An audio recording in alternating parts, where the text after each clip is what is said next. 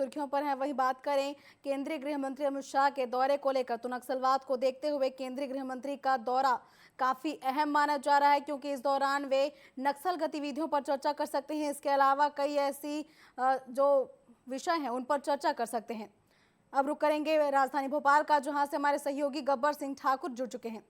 गब्बर, ऐसी कौन कौन सी खबरें हैं जो मध्य प्रदेश में सुर्खियों पर रहने वाली हैं?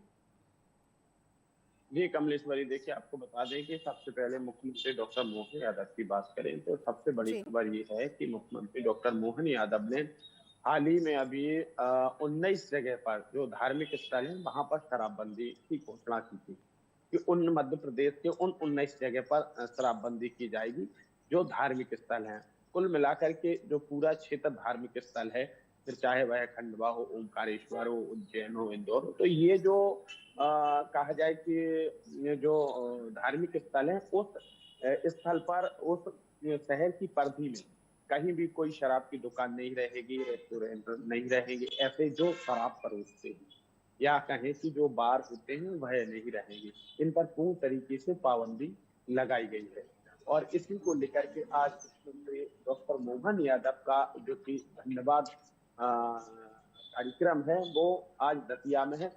ये शराबबंदी का जो ऐलान किया था मुख्यमंत्री ने, उसके बाद में पहली बार मुख्यमंत्री डॉक्टर मोहन यादव किसी धार्मिक स्थल पहुंच रहे हैं।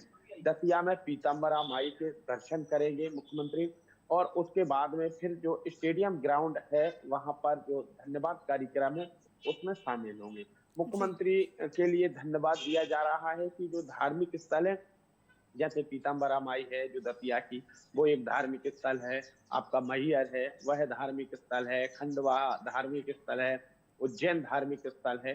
तो ये जो धार्मिक स्थल है, इन धार्मिक स्थलों के जो शहर हैं उन जगह से अब शराबबंदी की जाएगी। पहले शराबबंदी की घोषणा की गई थी लेकिन वो 1 किलोमीटर की परिधि का था, लेकिन अब पूरे शहर में शराब नहीं बिकेगी, शराब किसी को नहीं मिलेगी और जो शराब परोसने वाले बार हैं, रेस्टोरेंट हैं, इन्हें बंद किया गया है।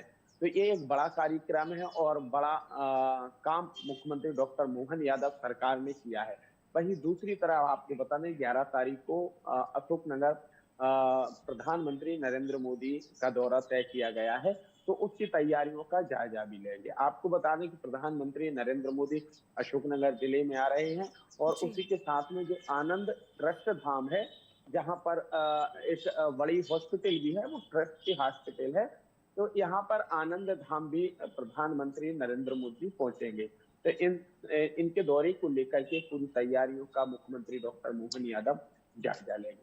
इधर दूसरी तरफ एक बड़ी खबर है कि खंडवा के जो एक वो गांव है जहां पर 8 लोगों की कुएं में दबने से मौत हो गई है, उनके शवों का पोस्टमार्टम कर दिया गया है, उनके शवों को गांव भी भेज दिया है।